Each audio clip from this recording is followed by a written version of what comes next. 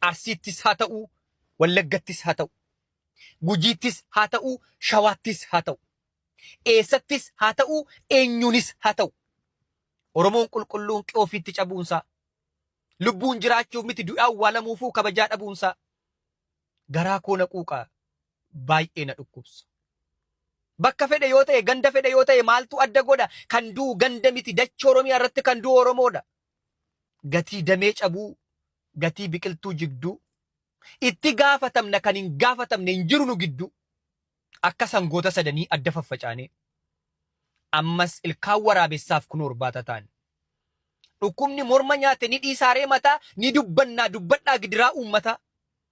Kaleessa argineerra, arras argaa jirra, booris arguuf teenya. Wal wajjin dhaabbannee maal nuuf wayya jennee aga falan nutti falan qabu keenya.